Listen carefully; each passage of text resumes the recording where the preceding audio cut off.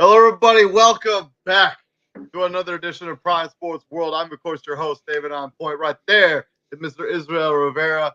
And today we're going to be talking about the battle for the eighth seed. We're going to talk about that celebration in Minnesota. And we're going to talk about playing troubles when it comes to the Charlotte Hornets and Michael Jordan being a little dissatisfied with that team right now. Before we get into anything else, quick shout out to my father, David On Point Sr. Today is his birthday. So just wanted to give him a quick shout out on my dad's birthday. So happy birthday, Dad. Hopefully Happy you're having a birthday, great Mr. Huffman. hopefully you're having a Dang. great day. Yes, Because we sir. love you and appreciate you. Absolutely. And, Absolutely. but Have a yeah, great day, Mr. Huffman. also if you're looking for consistent content on Facebook, Prime Sports World, pretty good place to be, bringing you the most up to date content 6 to 7 times a week. So continue checking us out on YouTube, Facebook, and this show happens to be on Twitter at PSW_David. So continue checking out that content. Also want to thank our friends over there at Rouge Bear. Let your presence be felt. Drop the link to their website at our Facebook page, along with the NBA Stream Facebook page as well. Man, I still really enjoy playing tournament. I just there's something about it. It works for me. Yeah, absolutely it does. Even though two of the games were Oh yeah, that sort of just we'll for lackluster. sure get into one of them in a minute. But let's first Yeah. talk about the first game we were talking about. First of all, the celebration in Minnesota. The Minnesota Timberwolves basically celebrated after beating the Clippers on Tuesday to clinch the seventh seed in the Western Conference. Some people have compared it to a title celebration. The celebration has been analyzed from both sides of the argument, including the inside the NBA guys hammering it, and especially putting it to the "We Are the Champions" like video to it montage. JJ Redick called the haters out on the celebration. I mean, if it was important to the city, it was important to the players, it was important to the fans. Why shouldn't they be allowed to celebrate? Leading to the question: do you think it's okay just to celebrate making the playoffs? And for my people down in the comments section, what do you guys think about the Timberwolves post game celebration? Do you think it was over the top, or do you think it was just enough? Well, when you look at the catalyst of the celebration, okay, it's Patrick Beverly, right? And Yeah. you gotta think of everything that Patrick Beverly kind of went through. He's facing his old team. They kind of pretty much left him out to dry. They basically gave up on him. Well, You he know. did request a trade, so. That's true. That's true. That's true. That's true.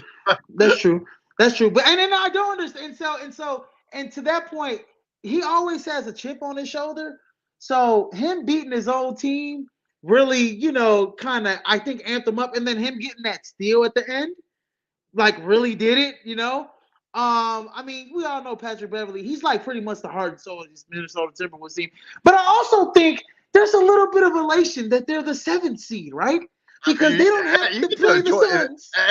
anytime you get to avoid the Phoenix Suns, you should be celebrating. Like, Yes, you should. Also, this is a team. They only got one playoff win in the last, since 2004. Because that was the last time they won a playoff series was 2004 when they made it to the Western Conference Finals, and they won one game in the Houston series back in what was it 2018 or so? I don't even think they got a game in that series. No, they got one game. They got one game. It was a 5-game series. They got one game. So playoff wins for the Minnesota Timberwolves are pretty rare. Rare. If the team wants to care about it, the city wants to care about it. I actually have no problem with the celebration.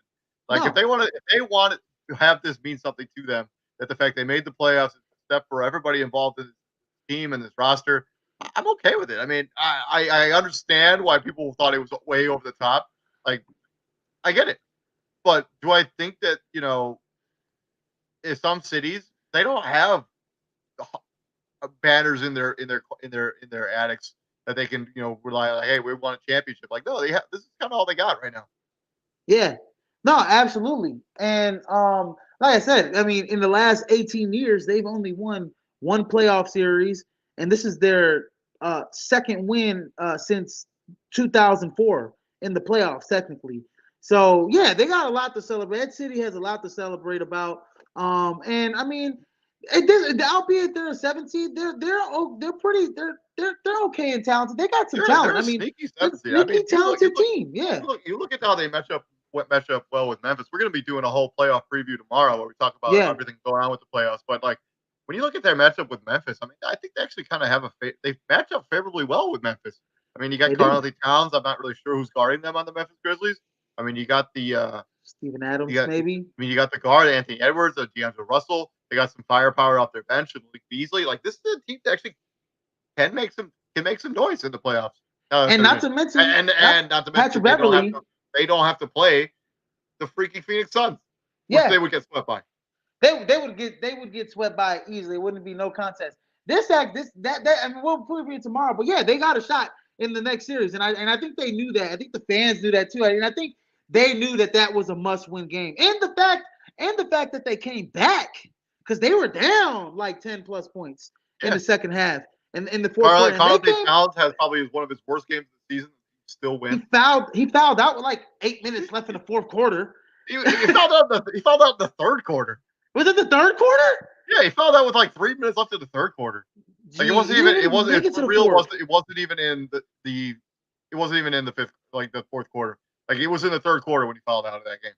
That is insane, man. It was arguably Karl-Anthony Towns' worst game of the season, and this team still found a way to win the game. And sure, Anthony Edwards. Yeah, Anthony Edwards and D'Angelo Russell. Both of those guys played out of their minds in this game. And if they want to get excited about making the playoffs, more power to them. We can start to make that argument, or not even start to make an argument. I think it's already here that Anthony Edwards is more clutch and he's probably better than LaMelo Ball, in a way. I mean, maybe, but let's we got discussion. Let's talk about that actually, because we got the play-in trouble, second year in a row, where the Hornets failed to be competitive even in their play-in tournament last year. 114-117 lost to the Indiana Pacers. This year, they got spanked 132-103 by the Atlanta Hawks. The Twitter line of the day is the NBA should rename the play-in games as the Charlotte Hornets pretend to be relevant day. So the question remains: what should happen next with the team? Should there be a coaching change? What do you make of these Russell Westbrook trade? And Michael Jordan, he hasn't exactly been the best owner of this franchise. I think they have like one playoff series win taken over 10 years. Well, that's the thing. When you're an owner, you ain't forced to sell nothing, okay? Unless you got some infractions. So he ain't selling the team. I think Michael is as competitive. When you saw the reaction from him in the press box, and that was a hell of a reaction. He basically just looked so disgusted with the effort. He just left the press box and he left the skybox and he's just like left off into the sunset. He's like, I'm going home. I can't watch this no more. I think Michael Jordan is like I said, he's very competitive. I think that roster is gonna get a nice overhaul. They're one of the worst defensive teams in the league, but they can put up a lot of points.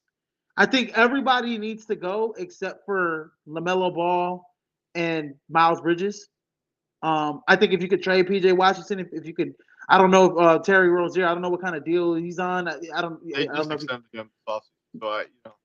No, that's ridiculous. And I think Terry Rozier isn't a starter. I think it's a guy that could come off your bench and score. You know what I mean? But he had an okay game. I mean, it was a high volume game. He shot a lot of him and LaMelo Ball. I mean, they didn't particularly shoot the ball well. But this was a game in which Trae Young struggled a little bit in the first half, right? If I'm not mistaken, it was. And he didn't play particularly well in the first half. I think it was like 3 of 13 in the first half. Yeah, turned it around big time in the second half. Yeah, and so I think this was a game, and we talked about it, right? We said that the Atlanta Hawks should have won this game. They're more talented, right, across the board. In my opinion, I think they've been there. They made it to the Eastern Conference Finals last year. So, but one thing I did notice is that LaMelo Ball, he was still playing hard all the way to the end, and I think that's going to be a hell of a rivalry for moving forward. Him and Trae Young, they do not like each other. I think they hate each other. I could see it. There's a lot of tension between each other. So it's like, what do you make about the viral video? Do you think that had anything to do with anything really? About him smoking weed? Well, the thing is, like NBA, literally, right? Like they don't test for it anymore since the bubble. I know, but like it's a bad look, man. When there's a video that goes viral of you smoking a bunch of weed like hours before the game, and then you get beat by 30 points. I'm almost certain that the NBA will start testing for marijuana probably again after that. No, they won't. No, they won't. I think they will. I think No, they they will, won't, bro. dude.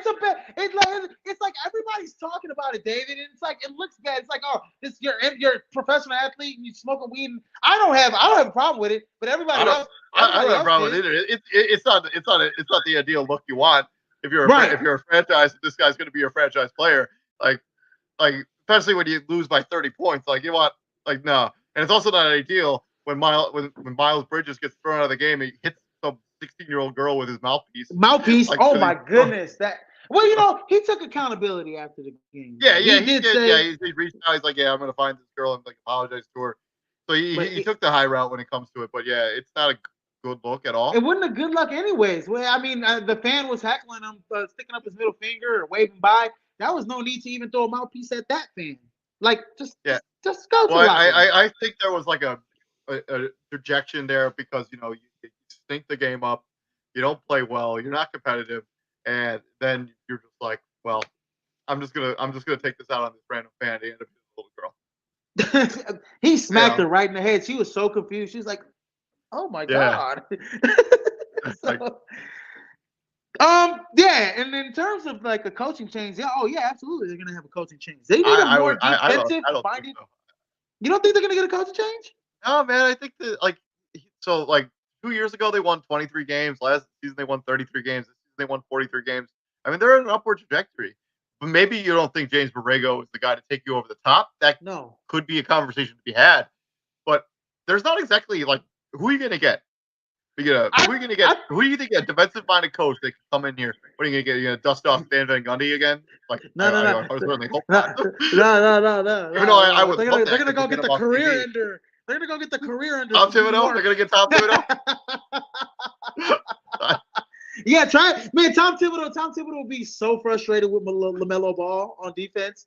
He probably put him on the bench. It would be a bad deal.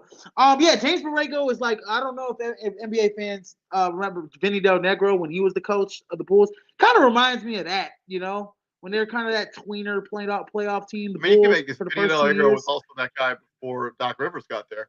Yeah, he was also that guy before Doc Rivers. Yeah. Yep. So I think that comparison is interesting. Yeah, and also there's a coach that just got fired from the Lakers. Brent Vogel would be a nice coach for the Charlotte Hornets. I mean, he's proven that he could take a young team to the Eastern Conference Finals in the Indiana Pacers. I mean, I guess that he doesn't have. There's no Paul George on that team. On the Charlotte Hornets, I mean, LaMelo Ball is special, but it's just he doesn't play defense. He ain't Paul George. Let's be a little respectful. But LaMelo he's going to be one of the premier point guards in this game for a long time, but he needs to learn how to buckle down and play defense. He's tall, he's lengthy. It's just effort, it's just all effort. Even Miles Bridges doesn't play defense either. I mean, this is why they're in these barn burner games, 144, 133 every night. It's seriously, dude, play some defense. Kelly Oubre, I mean, I know you sound. I mean, really, man, he doesn't play defense either. They got a whole bunch of guys that don't play defense. I mean, the roster's not really built. They don't have that. They never played the dude from Texas that they drafted. I don't think James Bouknight barely touched the floor on this team. Then they got Kai Jones. Kai Jones, the other rookie too. The Kai Jones is the guy I was talking about. He didn't play a whole lot. I mean, Marcus Harrell was never really a defensive player. PJ Washington's not a defensive player. They don't have defensive players. In order for you to get a different mindset, you have to bring in players to bring that tangible to the table. Mm-hmm. I mean, Miles Turner, those Miles Turner's rumors that were going around rampant, that should still be a thing that people are discussing, exploring. Miles Turner should be on this team.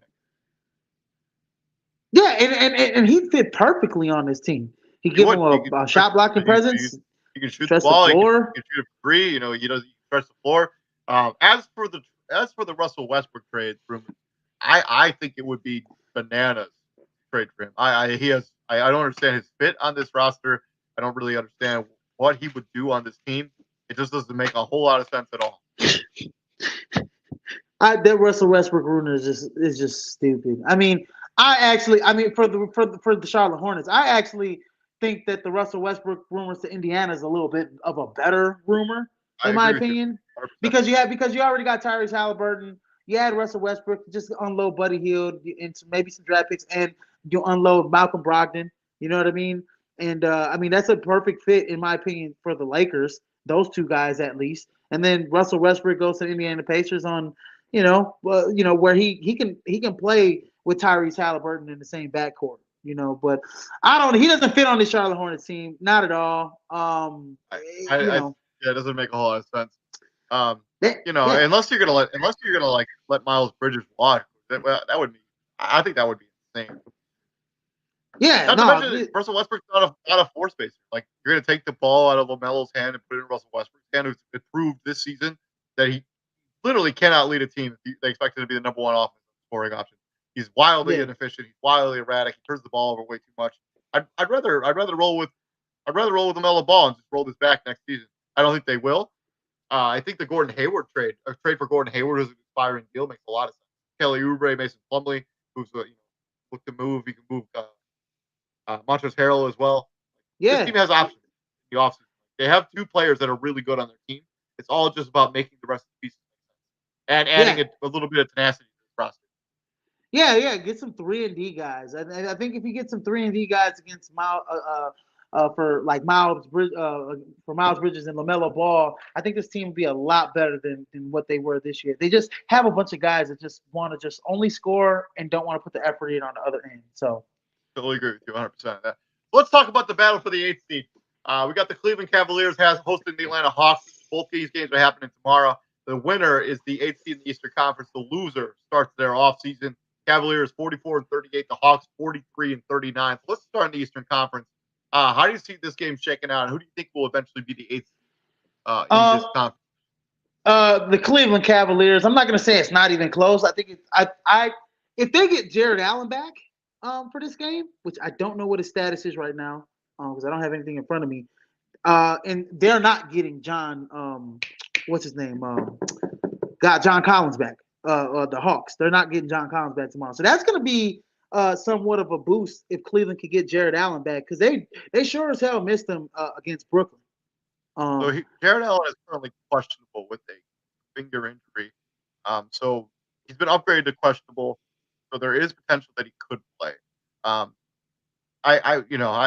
don't really know how severe his finger injury, but I'm going to go on a limb and think.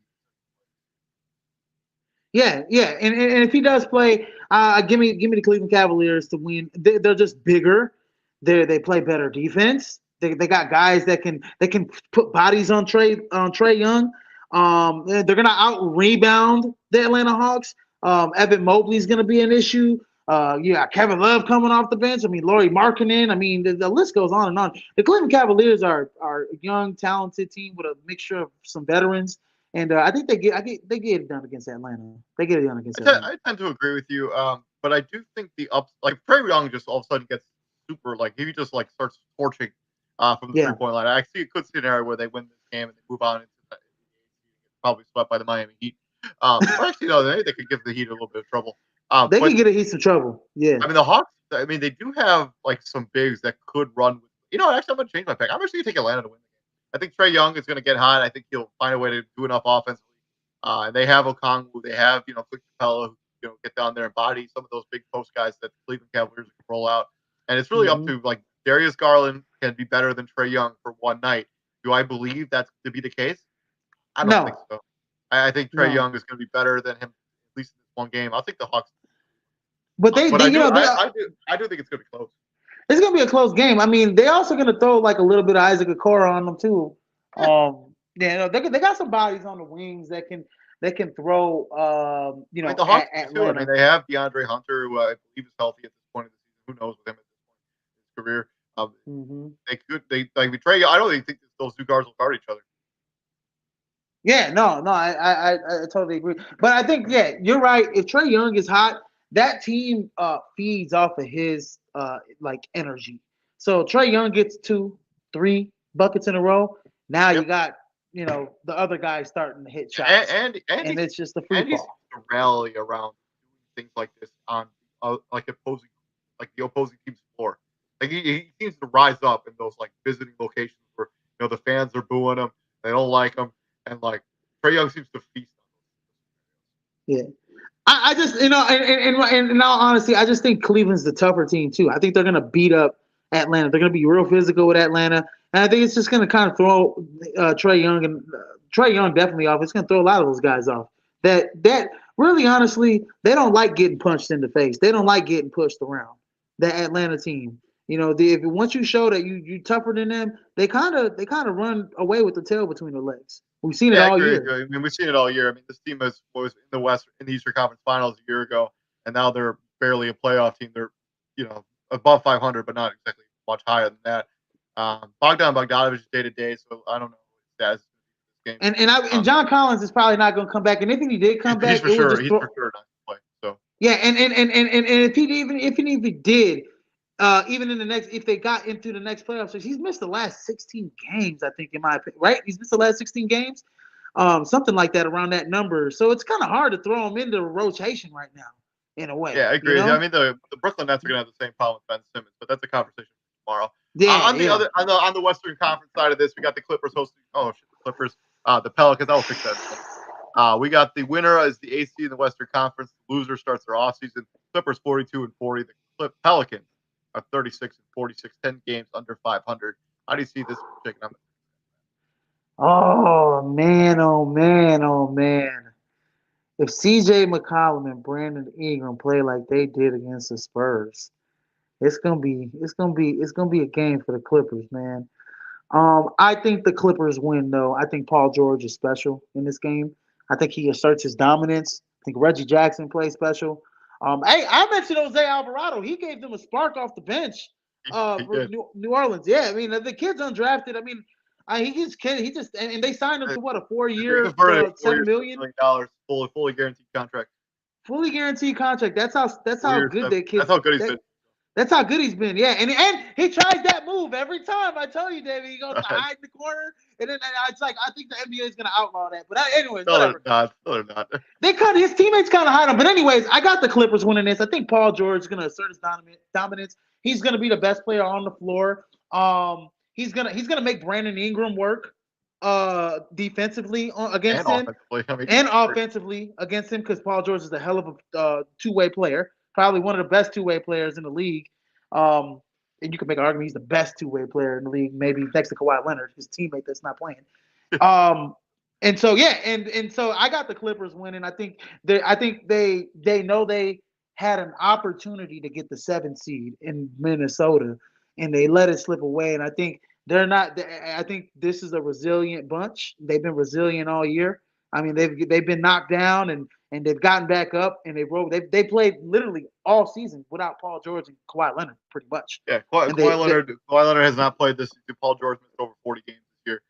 They also missed Marcus Morris for periods of time. They missed Norman Powell for periods of time. Nicholas Batum missed 20-plus games. This is a resilient Los Angeles Clippers team, arguably coached by the guy who's probably done the best coaching job in the NBA this year. I mean, Monty Williams is probably going to win Coach of the Year, but the job that Tyronn Lue's done with this squad in Los Angeles Clippers, the fact that they're missing everybody on their team, still have them in the playoffs, still have the opportunity to clinch a playoff spot with the victory, really kudos. That's impressive. That's impressive. It is straight up impressive. Straight up impressive. But yeah, I think this is all about Norman Powell, Robert Covington, like this depth that the Los Angeles Clippers have, the trade deadline they make to bring in these guys that give them real valuable depth is something that they can use against the New Orleans Pelicans. Outside of their starting lineup, I mean, outside of their guys like CJ McCollum and Brandon Ingram, everybody else on this roster, Jonas Valanciunas too, but everybody else, like, man, we don't really know what you're going to get from them on a night-to-night basis. Herbert Jones, kind of a wild card. Jackson Hayes, kind of a wild card. Jose Alvarado, even though how much you like him, you never really know what you're going to get him from night to night. Devontae Graham, same dude, Trey Murphy Jr., Larry Jr., Willie Herman Gomez from the Herman Gomez dynasty. Like, we don't know what those guys are going to give you from a night-to-night basis.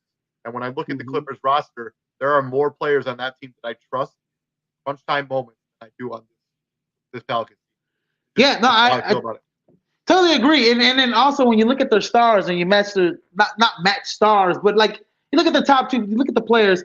Paul George definitely going to match Brandon Ingram, probably exceed Brandon Ingram, and I think Reggie Jackson could definitely match CJ McCollum. You know, 100% agree with you on that. Yeah. But yeah, so I'll take the Clippers. You're taking the Clippers. We'll see what happens tomorrow.